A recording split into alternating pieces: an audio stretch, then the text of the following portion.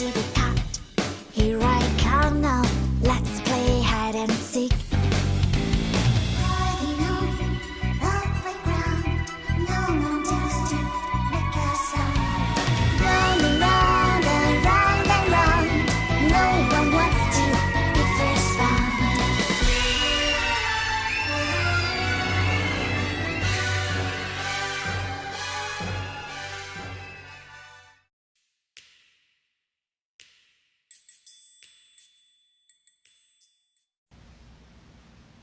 Hello, happy Memorial Day. Just wanted to share some thoughts before I take a nap. There's a few people that I want to honor. That's my great-grandfather who fought in many wars, including World War II. My best friend Brent, who died a horrific death, an unjustified death, and my great-grandma Olson, who is in heaven. They're all in heaven together, just living in peace, and it just makes me emotional thinking about them not around. And if there's anything I want to say to them is, I'm going to make you proud. I am going to continue the fight, continue what I'm working on these platforms, including this one, and just know that y'all are special. And I will never forget what y'all stood for and what you taught me. So you're about to see a SWAT team go in. This is in Pullman, Washington. Believe it or not, it's out by Wawaii Park Road, or Wawaii Road, at an apartment complex. This is September of 2023, and I'm just going to let you watch it, and then I'll tell you why they were there.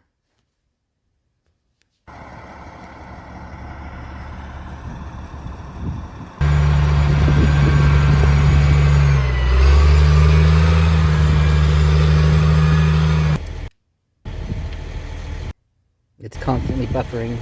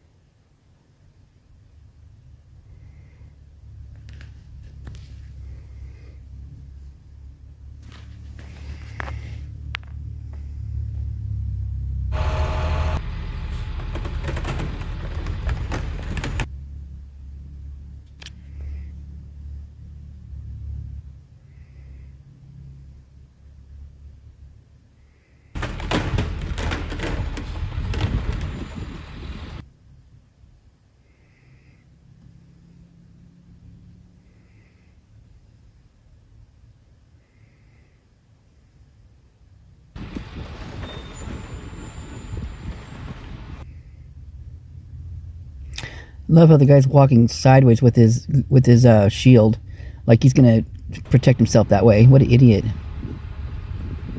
God,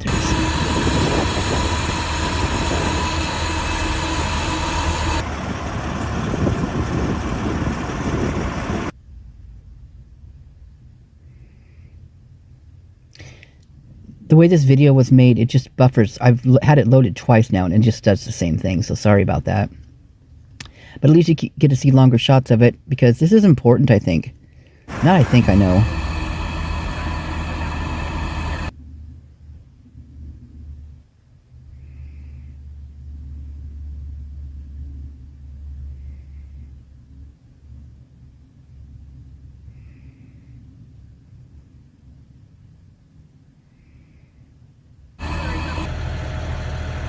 Watch these guys' faces. This creeped me out. Actually, it pissed me off. Look at him smiling.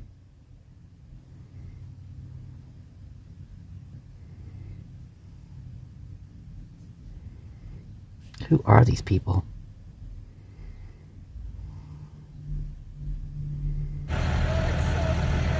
Look, he was smiling too.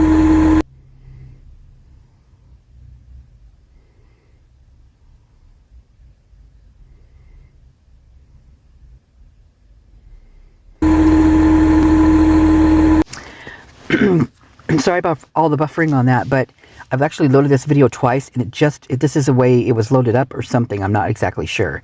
But this is Moreau News. And usually their stuff is not the greatest. I mean, they get more information than most things that you get out of Pullman and stuff like that. But the newscasters and the filming is clear, but there's a lot of well, it's a school. They're learning how to be newscasters. So that's why. It's kind of like, like a beauty college. You go in, you get a $5 perm, you know what I mean? So that's what this is. But like I said, you get a little bit more than you get at other stations, which is interesting. So this is a man shot himself during Swat standoff. So September 20th, 2023. Pullman, Washington. Moreau News 8. Police confirmed a man died of self-inflicted gunshot wound during a standoff of Golden Hills Drive in Pullman. Pullman police said at 7:40 a.m. they responded to a report of a suicidal person in the area. In a press release earlier this afternoon, police said that the 51-year-old man had made suicidal statements and did not report to work. During the standoff, police heard a single gunshot at 9:43 a.m. No other shots were reported. The property manager at the residence at Whispering Hills said she was notified just before 8 a.m. Wednesday that one of the residents had hidden in an area near a pond just east of several of the apartment buildings. She said the man had only lived there a couple of months. Police closed off the area, including a stretch of old Wawawi Road from Marcia to Golden Hills Drive. They had also closed the pedestrian path that goes along the pond. At 11:16 a.m., police drove a SWAT vehicle through a fence and began trying to draw the man out of the area.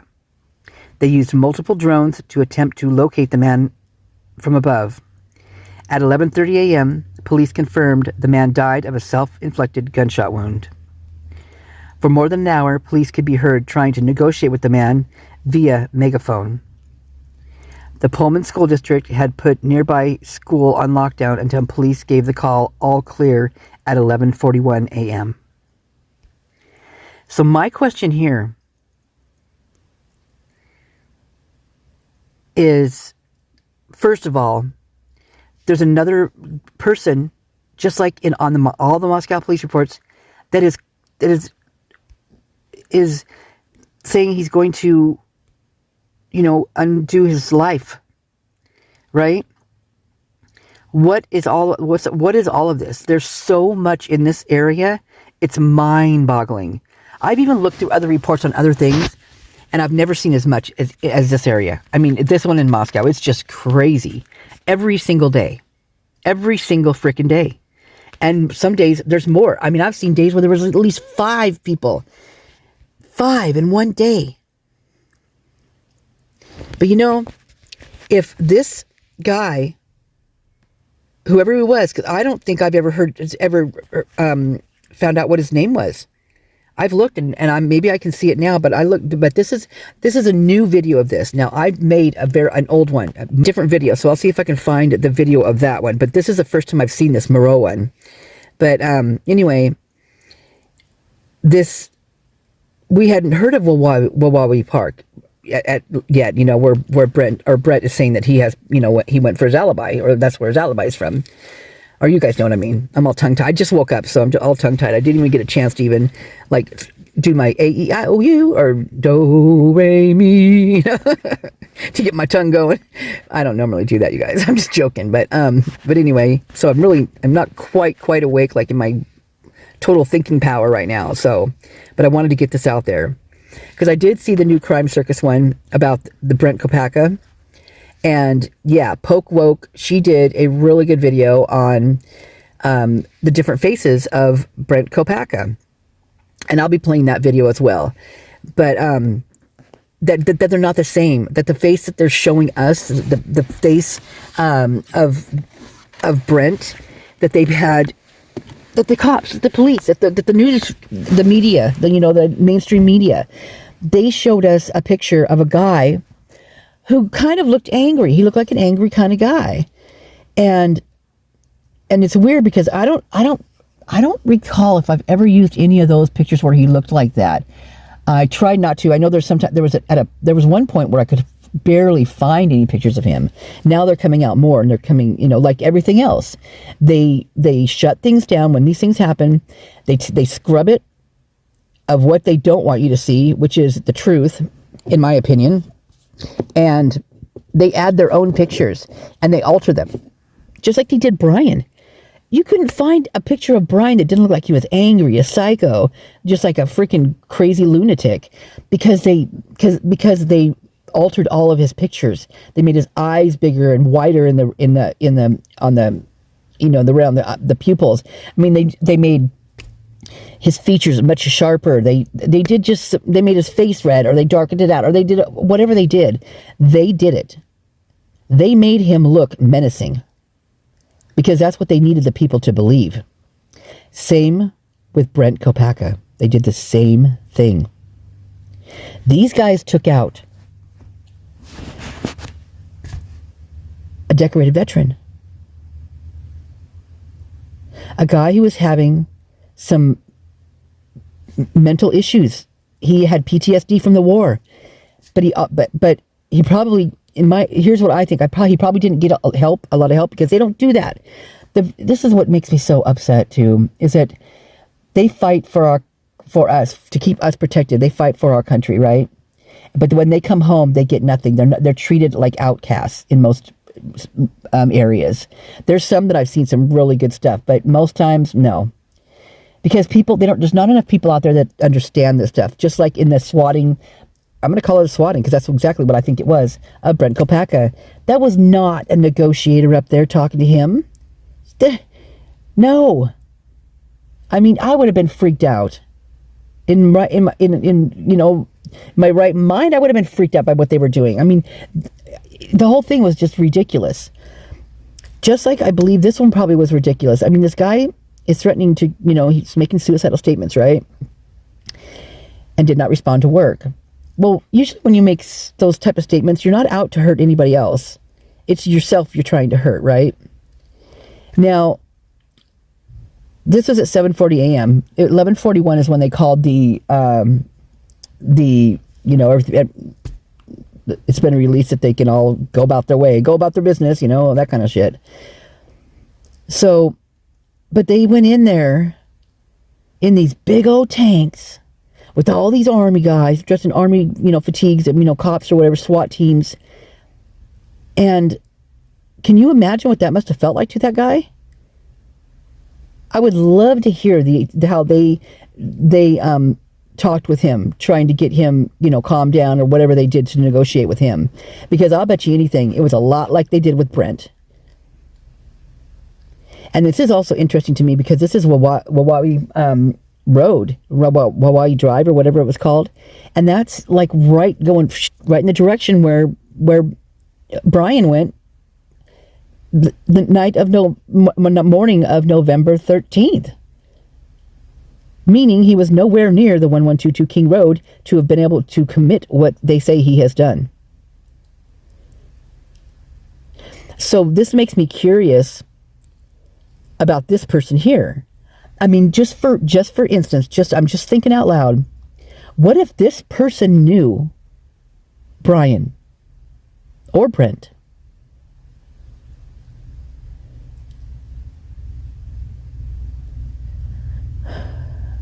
What if he had some information on their innocence? What if he had some type of video or text message or something? What if he had knowledge exculpatory knowledge, information that would deem them both, or one or the other, innocent.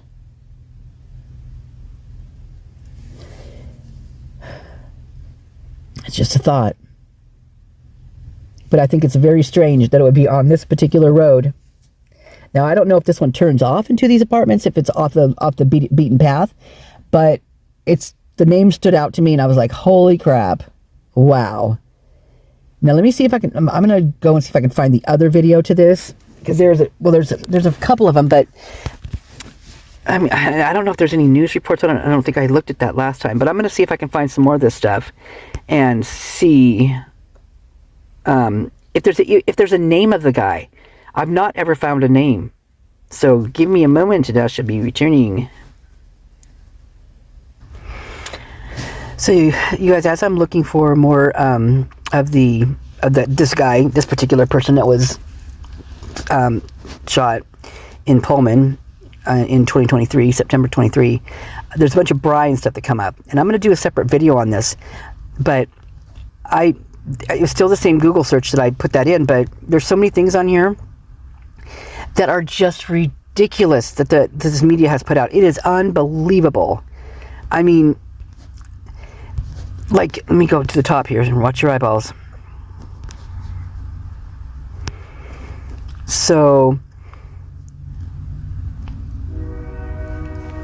not that one. I'm looking for more of the, I'll do Brent after this, but I'm looking for the, oh yeah, one of the best places to live in Washington, as they're saying, is Pullman. Idaho4, the Dylan 8 hours, he's calling it. Still don't quite add up. No, it doesn't. And they're saying that, okay, so you remember during the case timeline, before we had a suspect, there was a SWAT shooting in Pullman, and some YouTubers were saying this must be connected. The guy that died in the SWAT standoff was Brent Kopacka, an Army veteran. And it's the things that the mainstream media, the law enforcement, fed to mainstream media to get us, everybody else, confused and thinking on the lines of something else is their fault, is law enforcement's fault. Along with the photographs that they put out that aren't even Brent. They're not Brent. It's somebody else. Why would they do that? Well, I'll tell you why, because they're guilty of sin. Because they did something bad, really bad. They took another man's life because of their recklessness, because of their narcissism, their attitudes, their lack of education and training. I mean, you could see it in that last video. I mean, it's ridiculous. Not only are they going to get their own men shot, which they're going to get, they've gotten other people shot. I mean, I'm surprised they haven't taken out civilians. You know, and another thing too is Jordan Baker, who has been all on his TikTok. It's all public. All of his stuff is public, and he's the one that called 911 on Brent Kopacka, allegedly his roommate with another guy, which was Christian Yenna. So allegedly, Brent had two roommates, and that was Jordan and Christian. But the odd thing is that when the SWAT guys got one guy, the last guy out of the apartment up there, he said his name was Gabriel, not Christian. And it wasn't the Christian that I know. He had the same dog, but it wasn't the same guy. And get this, you want to know something really interesting? So Joe Vito, when he was hired on after, you know, he got, this must be his little reward he got for doing what he did that night. You know, his little Cameron, his Coke Zero. He got a job at University of Idaho. And his job really, I never really understood what his job was, but the class, the area, the whatever genre or whatever he's doing, he had a picture of the class or the people that he was teaching, or I seriously don't even know what he was doing. They didn't really explain anything. And from what I could tell, he looked like a glorified person that takes tickets at doorways and lets them into to the door at events. That's what he looked like to me. The type of vest and stuff he was wearing when I saw it within those pictures. But one of the pictures had a classroom that, like I said, didn't really explain pretty much at all what it was, but it had a lot of these guys.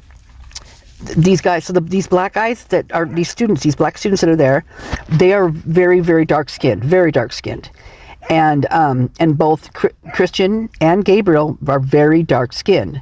Not like Demetrius, he's got a lighter skin color. He's very light skinned. But these guys are, I mean, they're very, very dark. Anyway, the picture was of a bunch of guys and girls with this dark skin, and both Christian and Gabriel were in that photograph. From what I could tell, that's who they were. And I mean, there was other guys too, but that was Joe Vito's new job. Why was his new job with these particular guys?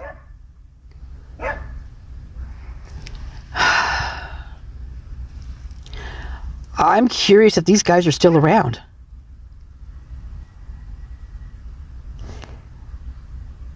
Because, and Jordan, with him being very open about he's schizophrenic. He's with the church. You guys know what I mean. He says it's the Church of Christ when the one with Doug is Christ Church. Now, I don't know if it's one and the same and they're just switching the thing up. I don't know. But this is what Jordan's saying. That he was recently been involved with 2 cults, is what he says. One of the cults was the Church of Christ, and the other one was Amway. Well, when he said he met the guy that he was to meet to get his business set up, because he was looking to get, to make some money, thinking this was going to be a good thing to do. He went to meet the guy, and he said the guy's name was Samir. Well, Samir Haj is the guy who owns EcoShield,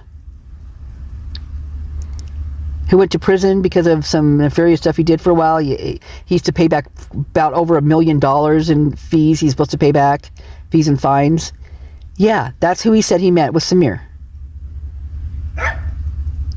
How does that happen? First of all, Jordan, I mean, I'm just saying, first of all, if Brent, they're saying that Brent had some schizophrenia too. If that's the case, and so did Jordan, why? Jordan would know. Why would he call the cops on Brent? There's something else underlying here, big time. And then now for Jordan to come out and be saying all these videos, he's got like 3 or 4 videos of it talking about Brent and about how the cops were wrong and what they did. And I'm just saying that if he's on the up and up, and it really was his roommate, this last one, he says that on Memorial Day, he said Brent was his best friend. What? Now, mind you, the guy's got some mental issues, right?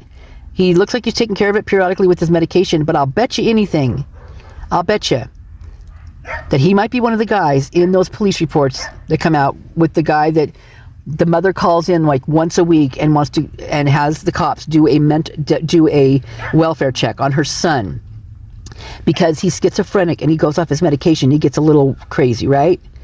Shouldn't use it, but he off kilter. He gets a little, unhinged. Are they talking about Jordan Baker? I don't know. But there's a lot of schizophrenic people in both Pullman and in Moscow.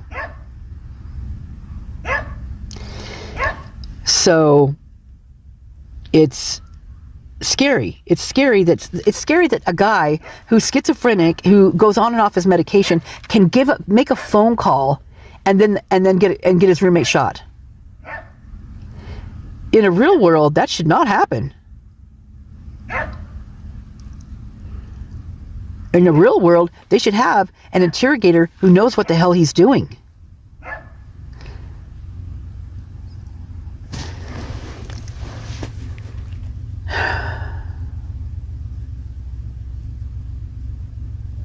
So, are they, I mean, I just keep flashing, I keep wanting to say, are they going to take out Jordan Baker? Or have they put him up to this? Or what are they doing? What's going on in that town? First of all, why is Jordan talking now? It's another he came out right after Ashland did. Right? We know that was, we haven't heard from her since because, quite frankly, they tried to throw a wrench in there. Yeah, prosecution did. They failed. All of us saw through it. Enter Jordan.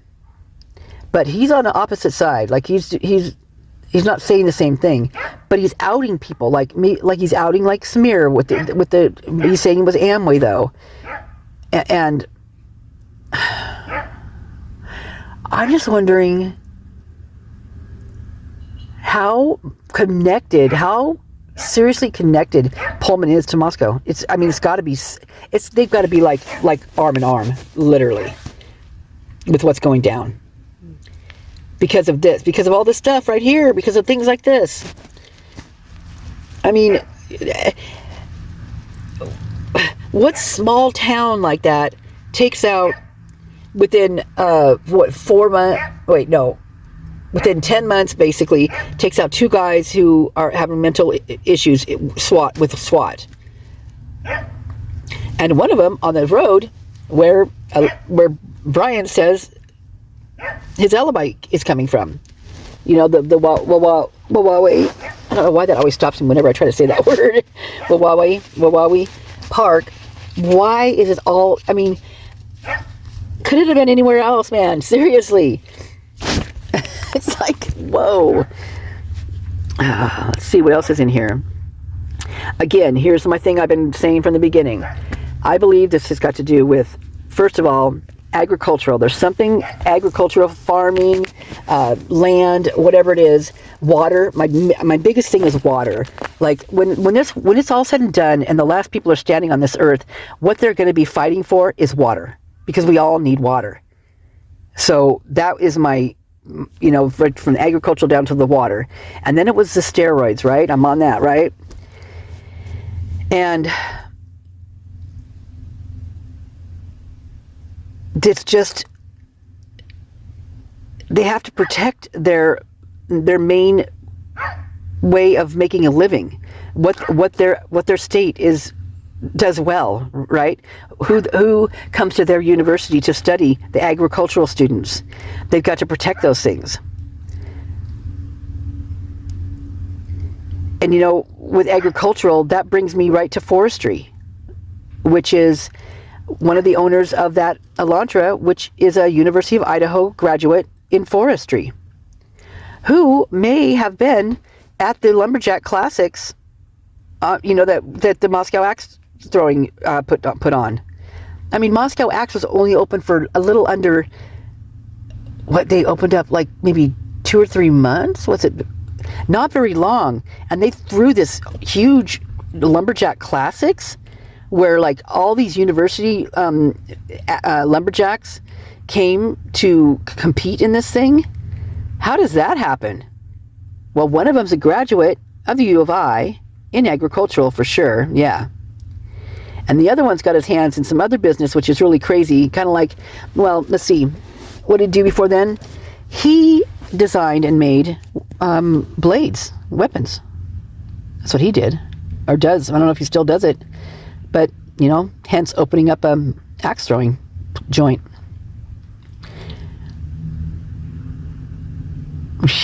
Yeah. It's all a little odd timing, wouldn't you say? For a town on that night that was so unusually quiet. Bullshit. They had an axe throwing competition going, or they had a lumberjack competition going on, which I'm talking, it was major. If you go look at those, well, maybe I'll do a video of that sometime and show you actually the girl who, she won a lot of stuff. She's out of the University of Idaho, and she's a tough chick, man. She won tons of competitions. But they were all over from, let's say, you know, from Utah, Montana, Colorado, Canada. There was a team from Canada. These are university lumber forestry students. So why wouldn't, you know, if this was so much,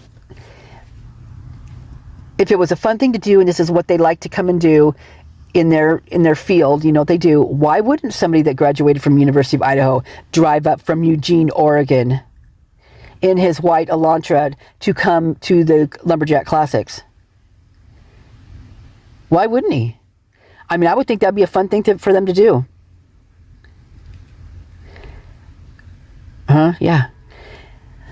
And then we've got Enon. Let's just throw him in there right now just for shits and giggles. Him saying that the black SUV that he saw had like out-of-state plates. He was saying like, you know, Colorado, Montana, or Utah, something like that.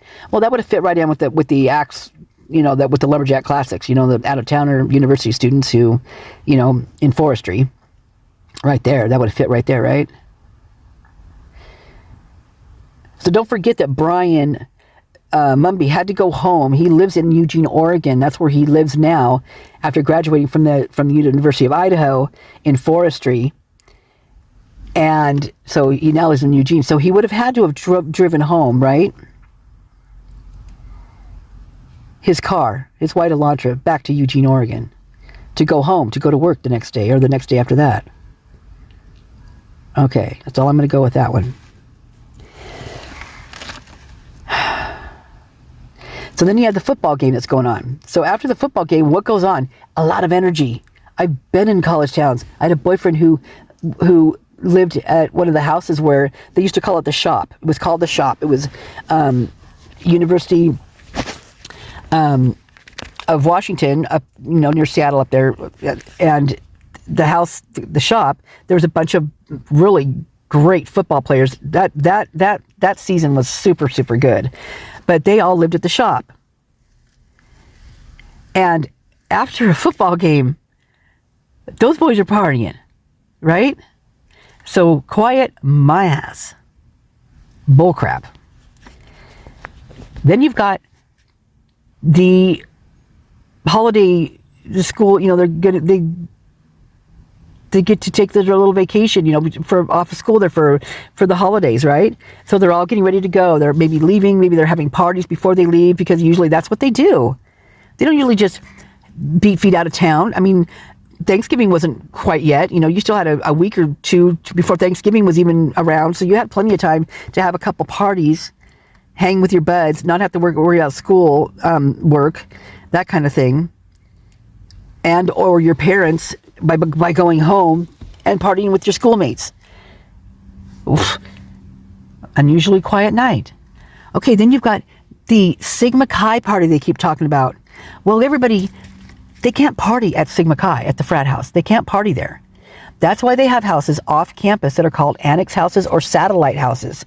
And they are rented out, bought, some of them are even bought and paid for by the fraternity chapters, things like that. And hands down, 1122 was a frat house. It was not a sorority house. The only reason there was girls in there is because they had messed up at one point and they had to clean their business up for a while before they go back in. But oddly enough, they didn't do that because they kept having certain people over throwing parties, making loud music, and the cops coming over to investigate, right? Which in turn, since the girls lived there, it was put up on them. Well, it wasn't. Who was the people? Who was the ones that were at both ones that we've seen on body cams? Who was the ones causing the commotion? Well, that would have been Hunter Johnson and his girlfriend Emily Alante, not the girls. In fact, at one point, they weren't even home, and Hunter and Emily were over there doing their thing, along with Bethany and Dylan. You can hear their names being called. Bethany answers the damn door.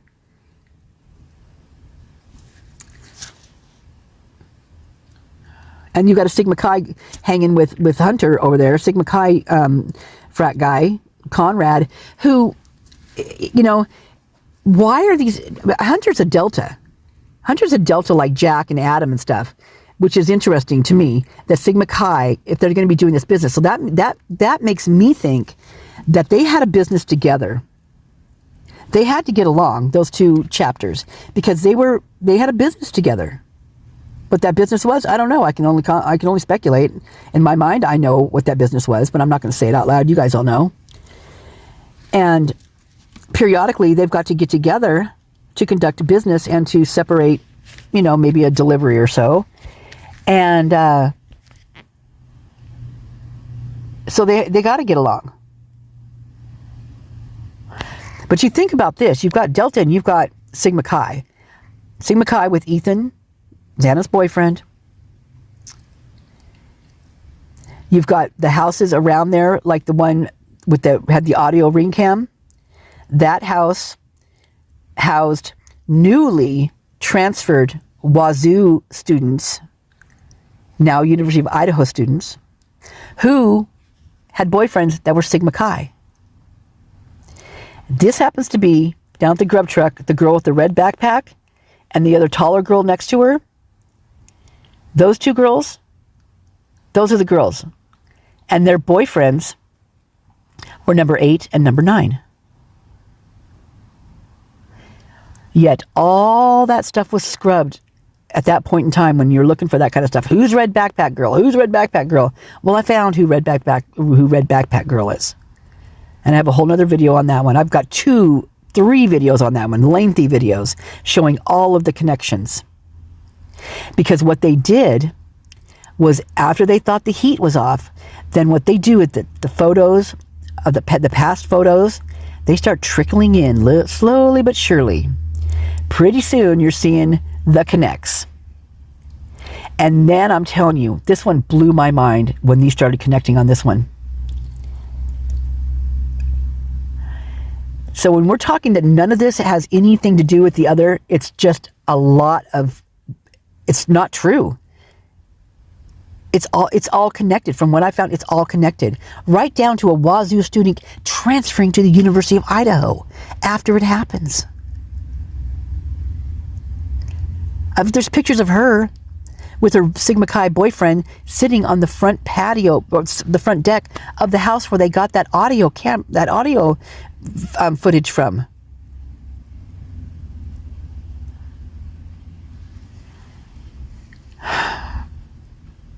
You know, and there was when we're talking 8 and 9 down at the grub truck, it's the one guy that put the sleepy hands up next to his head. You know how when you're tired, you put your hands up to your head and you're like, lean your head over on your hands and you act like you're sleepy. He did that once he saw Maddie and saw the way she was, had been, I think she was slipped something, in my opinion. And she's carrying around this big old red backpack.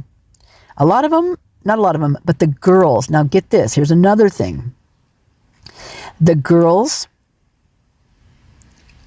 are the ones that are doing a lot of the carrying of the product, from what I've seen. And you can definitely tell if you go to the Latah County Jail and you see the ratio of men to women to men. It's nuts. I've never seen so many women incarcerated as I have there in Idaho, and in Pullman.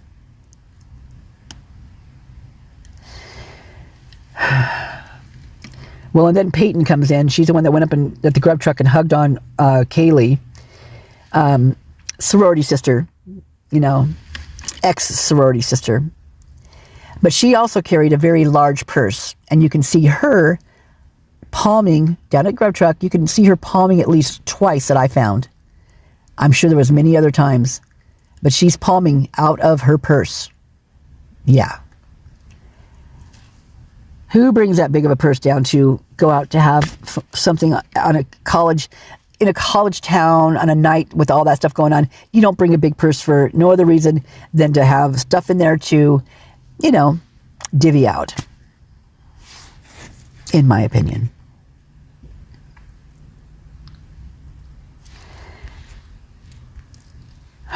So limited housing options. Yeah, they say their houses are pretty shabby. They're just really rough, need construction, terrible. They cut corners, which goes to show you, like when the house came down.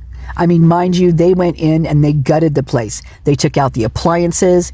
They took out the full walls, like in the bedroom, in the places where they were found.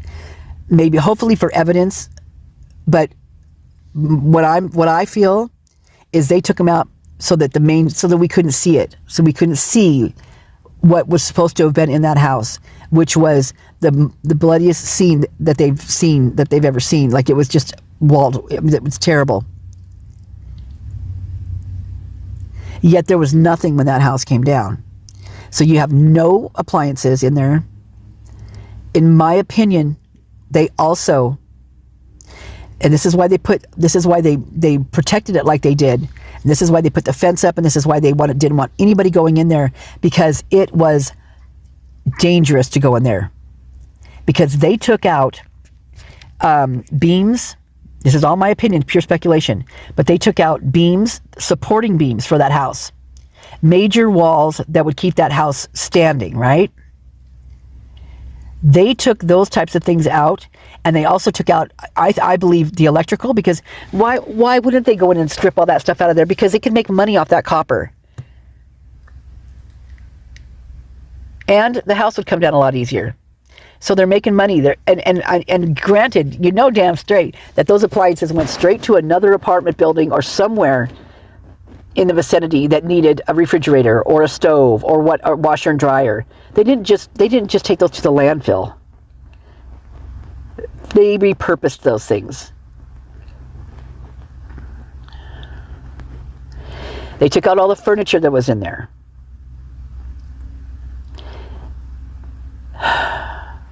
They probably, in my opinion, seriously took off all the light switch plates, all the outlet cover plates, anything like that.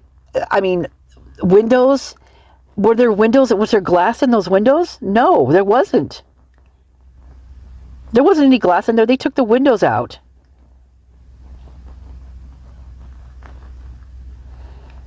The back slider came out. For God's sakes, they probably took down the lights, and someone probably has those lights that were hanging on the back porch.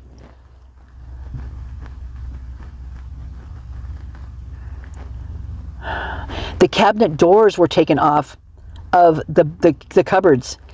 And really, quite frankly, it looked like the cupboards were taken out of there too. They gutted that place. Gutted it.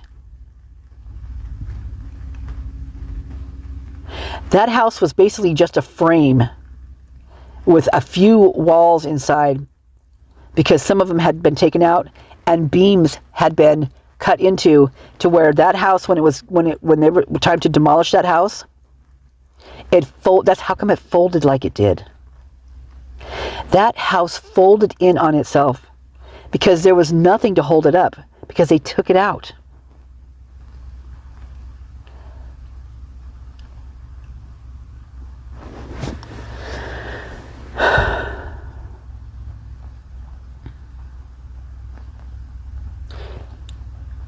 That alone draws suspicion. I can see the appliances. I'll give them that. But there's no way that a house would have come down like that unless there was support beams, support walls, main walls that were not cut in, that weren't cut. I mean, they had to be cut into. They had to have been. I've seen demolitions. I have a friend who travels all over the world doing demolitions. He's a pro at it. That's not that's not what they look like. I mean, when they do it, they do big buildings and stuff. It's a totally different thing. But they do smaller places too. And I've seen what they have to do it. And it's just like, it's crazy. That's not what that was.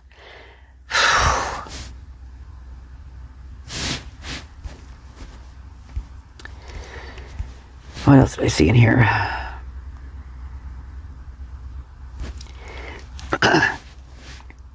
Some of this stuff in here just ticked me off.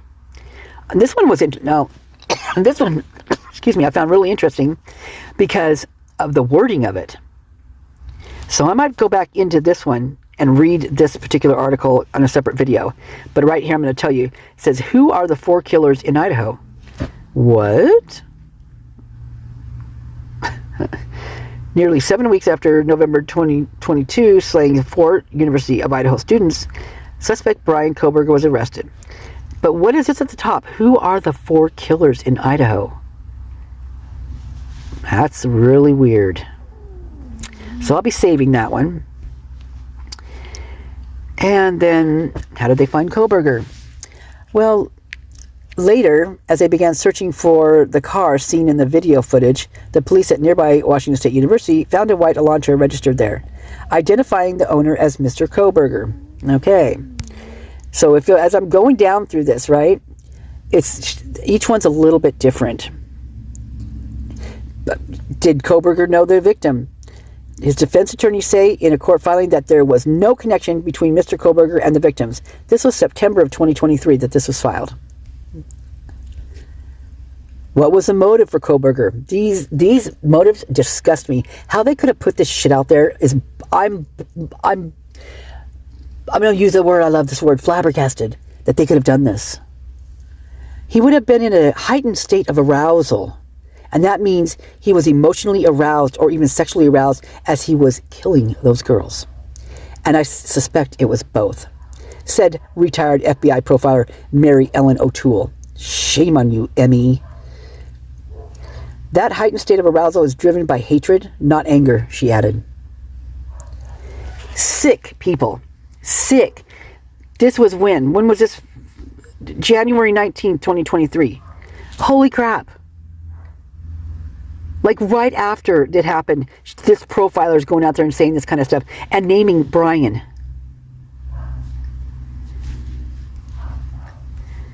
How did police know Brent Kopacka was a suspect? Some information about the use of DNA, about the use of DNA to identify Kohberger was already known. Some information about the use of DNA to identify Kohberger was already known.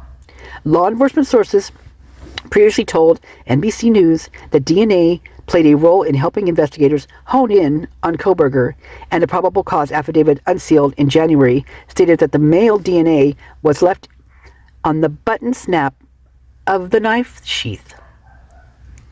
Well, people. I'm an artist. I don't know if I'm a very good one. I like to do all different genres of everything. I paint. I do woodwork. I work with copper and make things. I do jewelry. I do all sorts of stuff. Well, brass, mind you, a fingerprint won't last on brass. Not very long anyway. It won't. That is just common knowledge. If anybody knows about, your metals or your minerals and all that kind of, it's crazy. Like it's just going to dissipate in there eventually. That would never have lasted that long on that brass button snap. It just wouldn't have. Yet somehow it did. Not only that, somehow it was underneath. Well, first it was laying on top where they could see it on the bed next to Maddie. Then it was under the comforter under Maddie. Then it was blah blah blah blah blah blah. Who knows how many things that they said. If that was the case, why wasn't there any blood on that sheath? Literally, there's no way with what they said that scene looked like, and with each of them having that many wounds and then bleeding out, that there wouldn't have been something other than just a fingerprint on the inside of a button snap on a sheath. God. This is just such common sense in the brain. Like it's like for someone to think that thing came out pristine and there was only a fingerprint left on there, they've got to be not right in their heads. It was laying next to the body of a person that just been stabbed to death. And left for how many hours to bleed out And there was nothing other than a fingerprint on that knife sheath. On the inside of it, mind you, underneath in the snap part that was snapped down from the inside. Not on the outside, where like the thumb would go down when you pop your thumb on the thing, and then your finger would be on the other side, your other part of your hand, and you'd snap that down, get a little force into it, because I'm sure they lock those things down. They don't want that knife escaping, do they? If you're just walking around with it on your belt or whatever. So snap's pretty sturdy snap, pretty hardy. You're going to use your thumb to push it down. So if there was stuff on the inside, why wasn't there stuff on the outside? It makes no sense at all. None. People need to start using their brains with this kind of stuff and not listening to what just the mainstream media has to say about this guy, throwing this guy under the bus. And we're watching it every day. We're watching the things that are coming out, the things that are just like this. The court stuff is just mind-boggling. And if people have not changed their thinking, at least some, those guilters, those ones that thinks Brian is totally guilty, if they haven't, then they're not watching, and they're not absorbing, they're not listening, they don't know anything about the system, they don't know what these things mean that they're talking about, although they're pretty self-explanatory. Really self-explanatory. To the point where they're basically teaching you, they're laying it right out there for you, explaining everything to you. So if you can't get that, if those people out there cannot get that and understand that, then there's something, then they probably need, I don't know. Do they have a job where they work and use their brain? I don't know. Because they're not using it in this situation. It's just easier for them. It's easier for them to think this is a guy that did it and everybody's safe and sound. Put that thought in your head that there's killers out there running around that just slain 4 college students.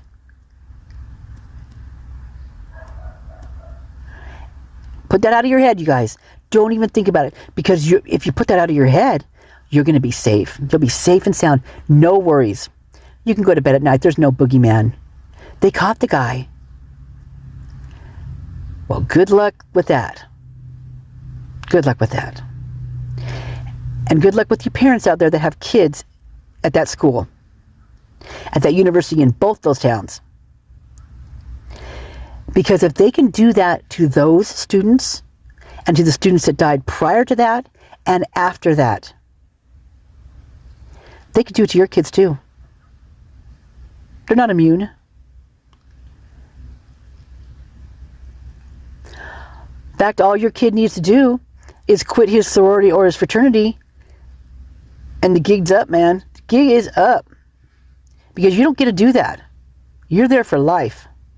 Code of silence for life. You are indebted to them for life. Because the chapter name of whatever sorority or frat gets you indoors. Well, not only does it get you indoors, but it also gets you 6 feet under.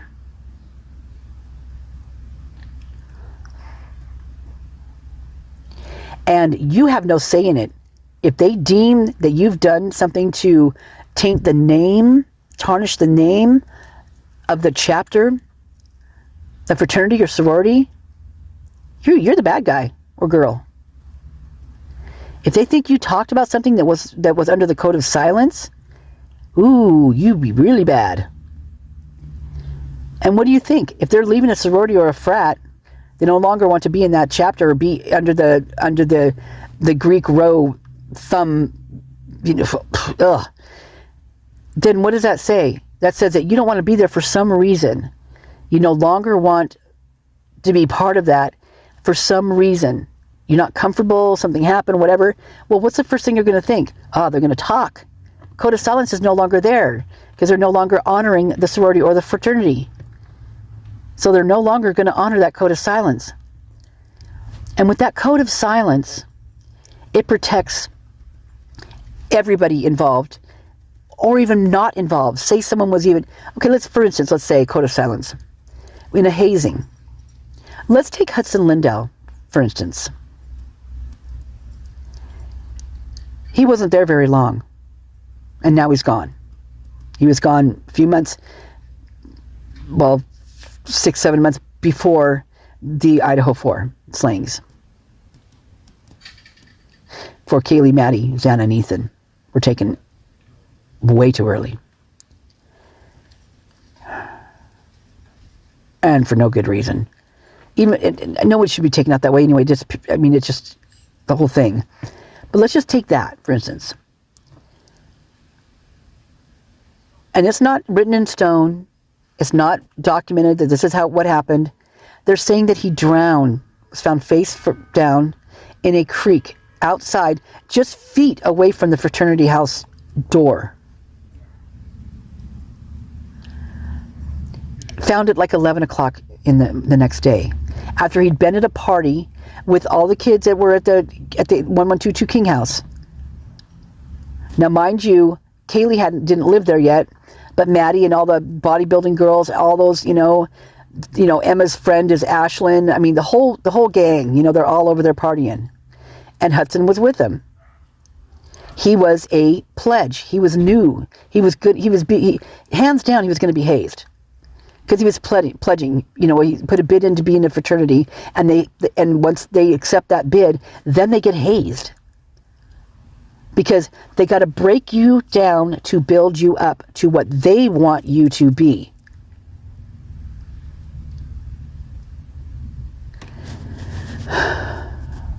And maybe he was like Ethan. He didn't have frat bones. Maybe he didn't have frat bones. Maybe he had the soft side of him.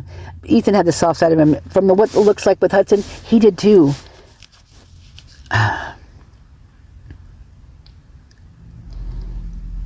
One thing that's interesting is I've not seen anywhere in any of the photographs where it shows that Ethan might have been hazed. He didn't have to have his head shaved. But then again, you know what? Neither did Hunter, now that I come to think of it. I didn't see him do it. And you would have seen it when the pictures, you'd be able to see the difference in their head. And no, neither one of them. And also, Ethan was a second-year fresher, so he had to go through another year of freshman. So he would have been hazed again. They can do that, and they will do that. And it's much worse the second time around.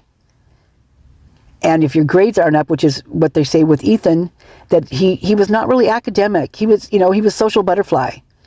And so what that does when you're a fraternity, if someone has a grade point that's not up to par, because you have to have your grade, in order to even get in those schools, you have to have a certain grade point.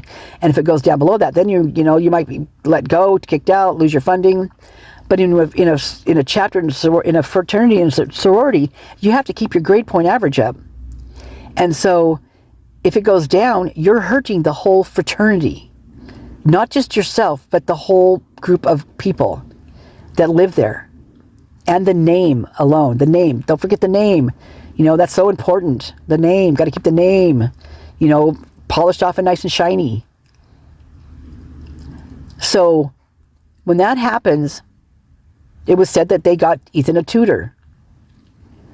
Well, and then when the tutor and him didn't get along, didn't really, whatever, then from what Xana's dad was saying, that Xana was helping him with his studies.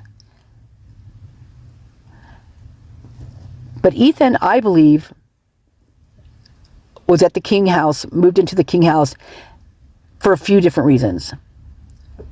But one of the main ones, I think, is because the frat didn't want him there anymore. Because of his grade point, because he was bringing them down. And they were all getting docked, they were all getting in trouble for it. It was the whole house, like I said, the whole house gets talked. They get a check mark about, check, you're not good. We're in the red, man. They're not in the green anymore. They're in the red. So they would have gotten Ethan out of there. And what better place than over there, where there was the other girls that were no longer in their sororities, no longer involved. So you got all four of them together in one house. All the four that, the ones that might break the code of silence, that, might tell a secret, that might talk about what they saw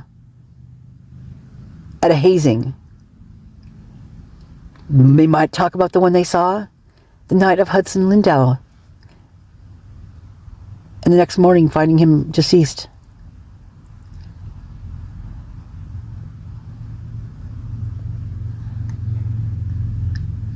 I mean, he was partying at 1122 King House that night. And literally, the fraternity is directly across the street.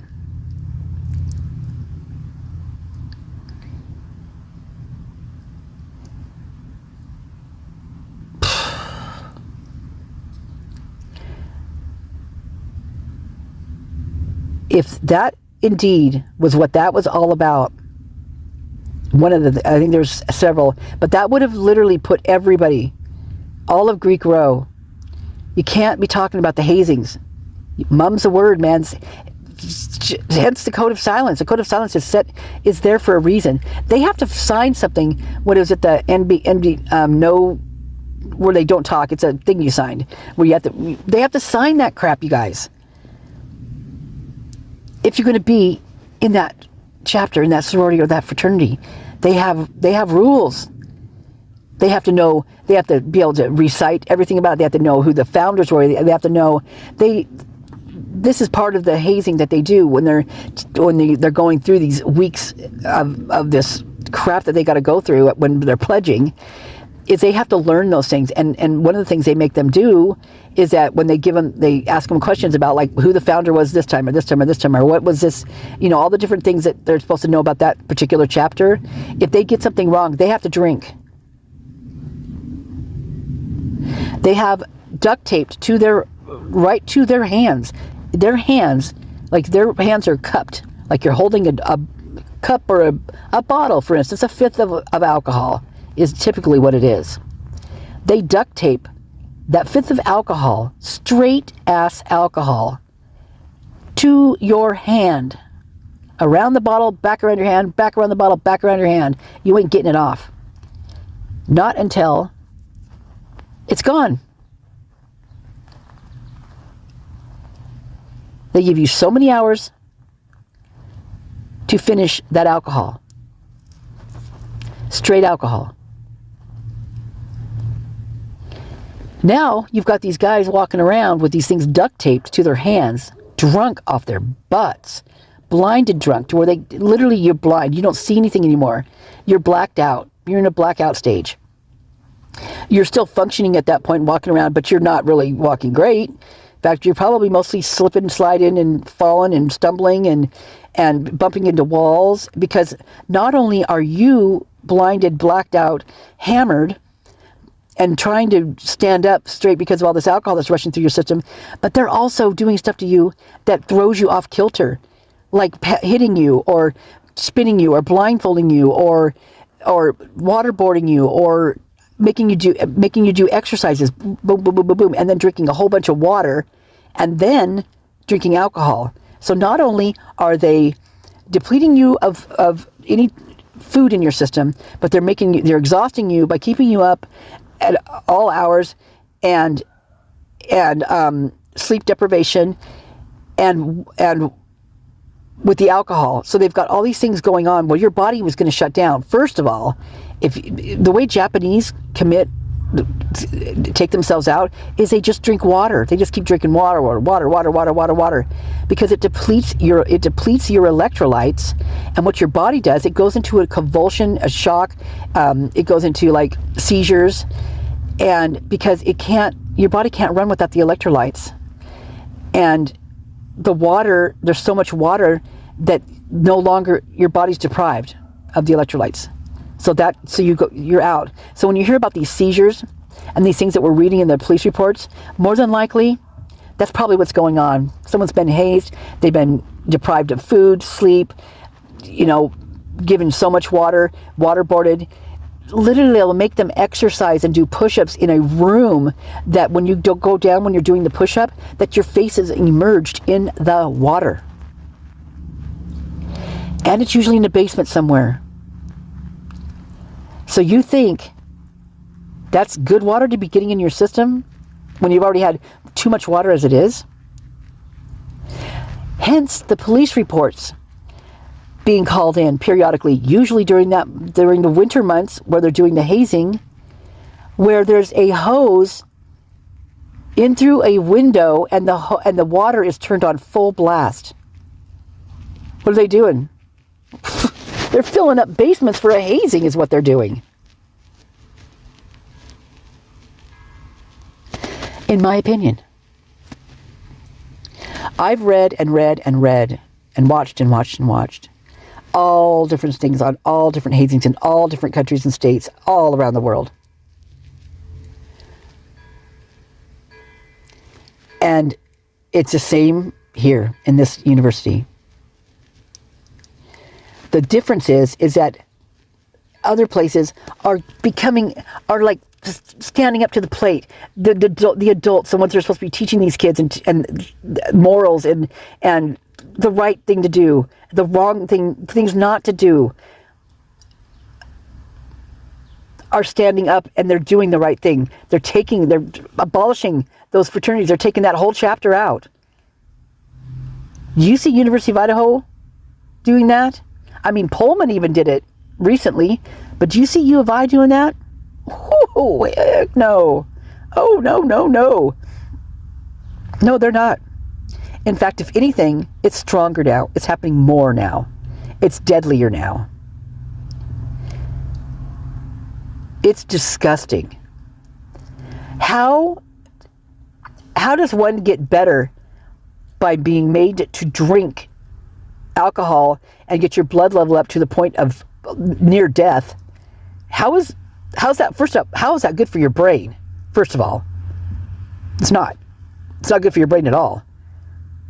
In fact, one of the guys from one of these schools was left brain dead. Literally, his parents are taking care of him. He can't walk. He can't talk. He's been in a wheelchair for the rest of his life. Has to be fed, changed, showered, exercised.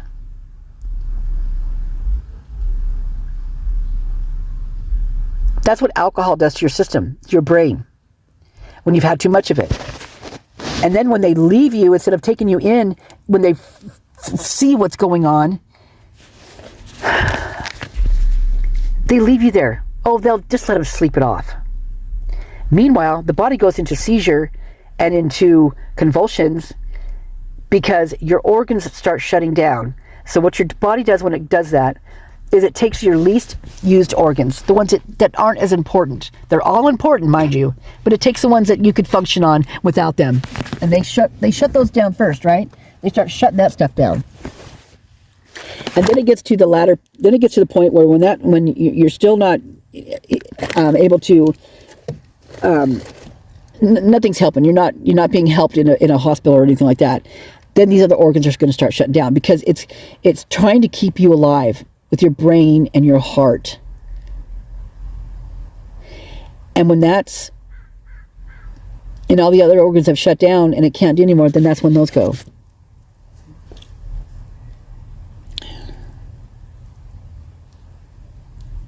How many of these deaths could have been just, you guys, this is so wrong, so sad, so inhumane, so reckless, so narcissistic of these elders to allow this to continue. You've got a bunch of kids who go in and start school at 18, some at 17 actually. And then you've got the adults that are running the school and teaching them. Yet, it's those kids that are running that university. The kids. Because if the kids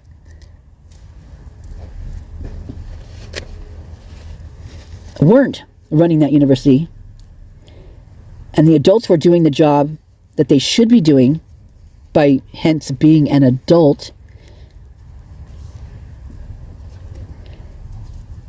those things should never happen.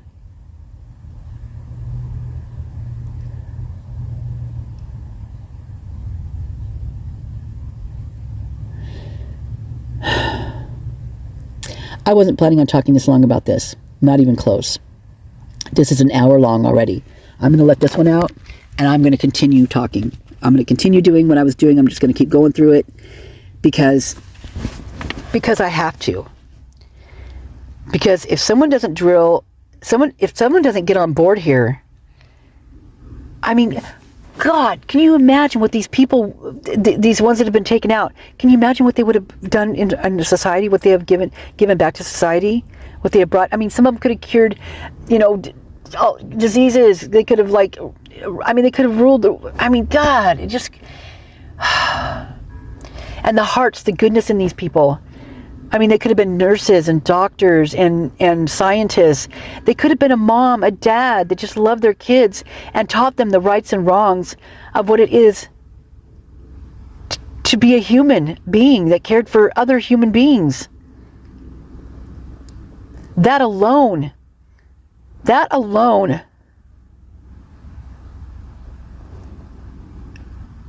would be a worthy reason for them to still be alive. That alone, because we need more of that, right?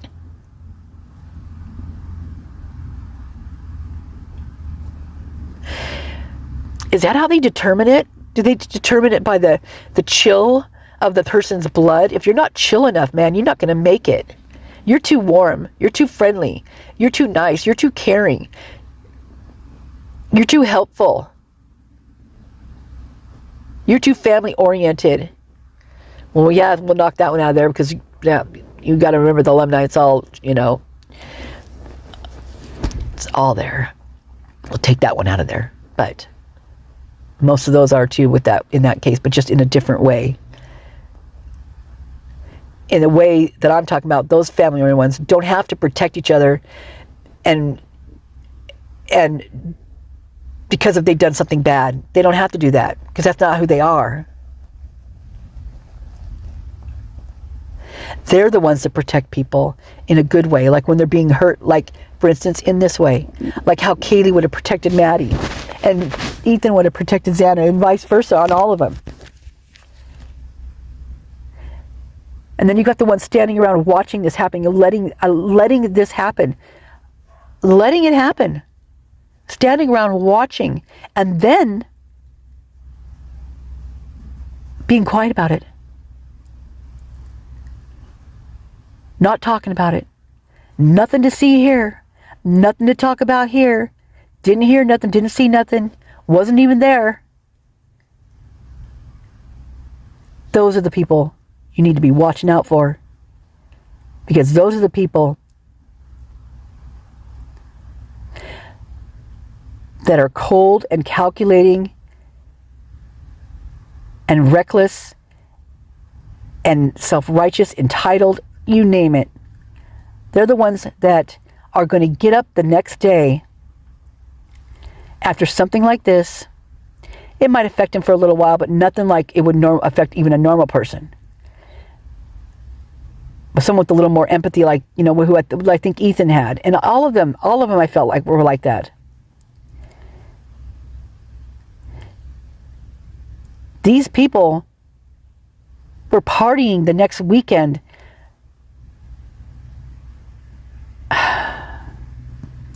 Continuing hazing, mind you. Other students dying. Still nothing.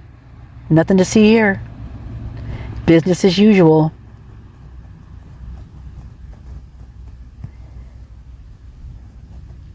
You fought the law, and the law won. You fought the row, and the row won.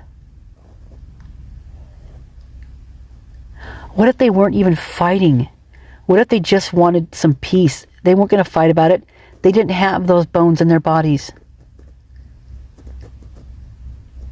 Still, doesn't matter.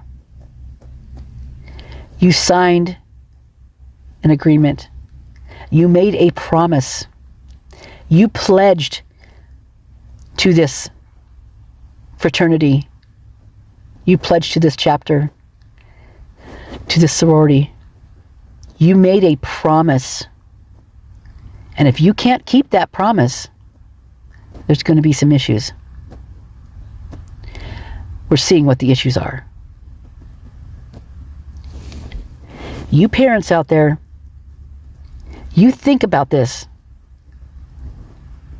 Even the ones in alumni who think they're all protected, you're not. Because I've read those stories too. Tradition, family tradition that they were in this chapter, in this fraternity, this blah, blah, blah, blah, taken out. Gone because of hazing. And these are the ones that actually admit to it. Can you imagine the amount of students out there that are gone because of hazing? And the parents, whether they're alumni, they've taken that code of silence. If they're alumni, they've taken that code of silence. And if they're still alive, then they've followed and they've honored that code of silence, no matter what it was. You think they're going to have to be able to talk when it comes to their kid? No. Because you break the code of silence, we've seen what happens when you break a code of silence. When you break ties with the frat or sorority, with Greek row.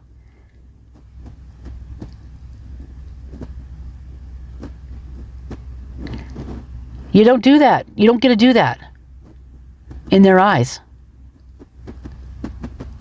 So parents, what I'm saying is, if you don't want that to happen to your kids, then I would keep them away from those things. What do they need that for anyway? What do they need to be broken down to be built back up for and made to like smear poop all over their body, drink urine, eat bugs, whole goldfish, mice, beef tongue. One had to swallow this whole huge, like a pound of beef tongue, whole, or what liver down, all of them during this pledge. One of them got lodged in the guy's throat. He couldn't breathe.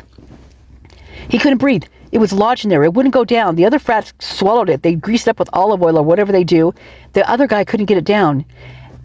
Called 911. Instead of them telling the paramedics what was in his throat, they let them think he was having some seizure or some type of something weird that they couldn't figure out what it was. They could have saved his life by telling him he had a freaking liver lodged in his throat. But you know what? They couldn't do that. You want to know why? Because their chapter would have been in trouble. They would have admitted that they were doing something that they're not supposed to do. That's illegal. In most universities and states, it's illegal. They were doing that, and they couldn't let that happen. So instead, they let a man die. They let a fellow brother die. A human being die. They put what they did by what they were doing to them and not speaking up and telling those paramedics that he had a chunk of liver stuck in his throat. That could have been, how easy. I don't know how easy it is, but I'm just thinking toilet plunger, stick it on their throat and just pump it down. I'm just seriously, I know that sounds awful, but you know what? That's my visual. This is what I'm thinking, like how they would get that out of there. Well, they've got their methods. They've got those pump things they can put on there and just, it's probably like a little bit like a toilet plunger in a way. But instead they didn't do that. They let him die. Because they were going to get in trouble. Because they were going to get their hand slapped. Or they're going to get a bad check. They don't do anything to those frats when they get these things happen. More times than not, they don't get in trouble. The fraternities are lawyered up big time. They all have their own lawyers. So they don't have to worry about that. You just got to follow the rules. If it does come to the freeway, if it does get out there, this is what happened. You better follow what we have to say. And usually they never get in trouble.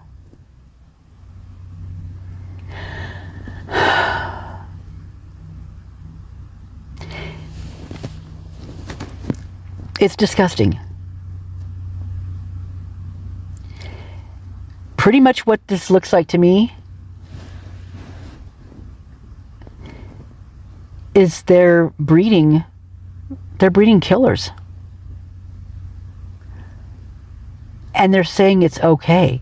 They're actually helping them stay out of trouble when this happens. No repercussions. Just like video games. Get in there, you boom, boom, boom, you shoot that streetwalker, stick her in the trunk, go around the neighborhood, throw her in the back of the trunk, shoot up some more people on the way through. Game's over. Next day you go to play it again. Oh, they're all alive again.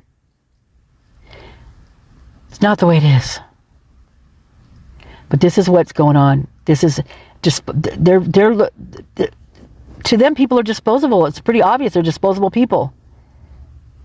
And they just go about their business.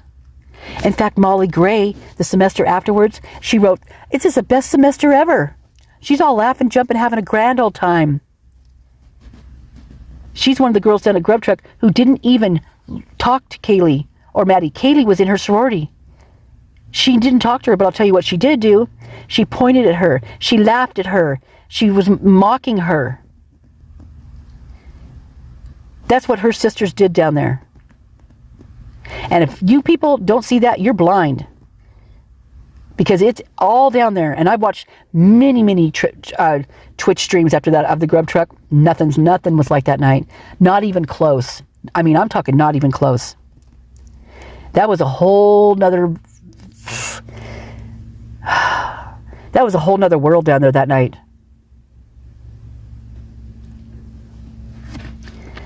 All right, now that I've talked another freaking 20 minutes, I am going to go. I'm not mad. I'm not mad. I'm not mad. I'm not mad. Okay, everybody, let's take a deep breath. I'm sorry if I riled you up. If you're sitting, put your feet flat on the floor. Make sure your back's straight. Make sure your arms are down by your sides. Your hands can be on your legs, holding on, resting on your legs or on your armchair, wherever you feel comfortable. If you're standing, sometimes a little bit of deep breathing gets you a little bit dizzy, depending on if you're used to it or not. So be near a wall you can hold on to, or leaning up against a wall. Or you have someone there that's next to you that, just keep it safe. Now I want you to close your eyes. And I want you to visualize whatever you want to visualize in a good thing, whatever brings you to your safe place. I'm going to ground myself. I love trees. So I'm going to visualize a very large, beautiful, full foliage, green, beautiful tree. Blue sky, the sun shining down, not too strong, just enough to make it feel good on your face. Some people like the ocean, maybe the rolling waves coming in, and the little birdies running, away from the water, and then as a wave goes out there, running, back into the water, and then back and forth, they do it again. That's also a good one. The sound of it's very nice too. So now I want you to take a deep breath in, but I want you to do it in through your nose. So deep breath in through your nose, and I want you to, if you can, like there's been times when I wasn't able to do this, but I'm going to breathe in, and I want you to hold it. Let's just say 4 seconds at this point. Usually I do 6 or 8, but let's do 4. So take a deep breath in through your nose. Hold it. Release through your mouth.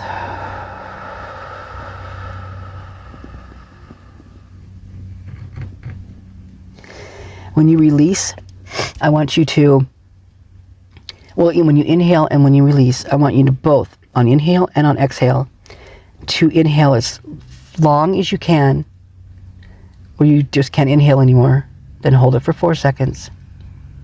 And then exhale through the mouth to where you feel like there's no air left in you, in your lungs.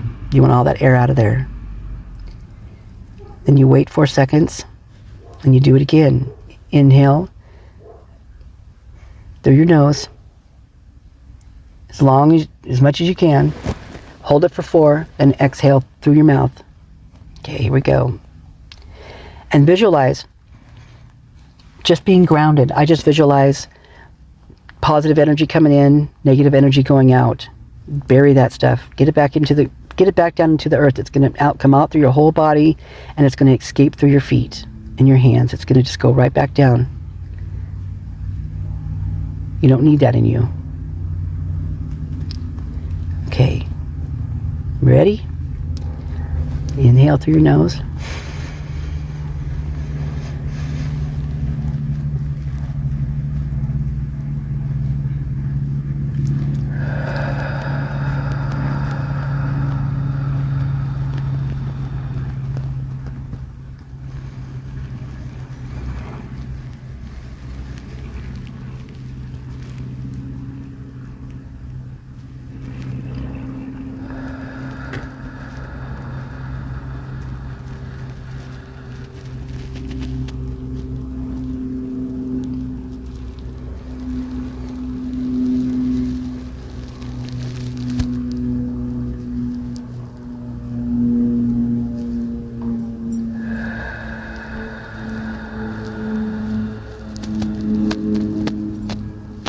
One more time.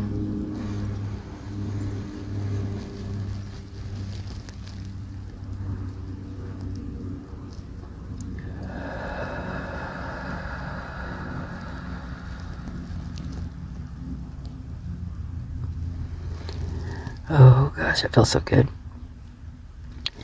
Okay. Back to the norm.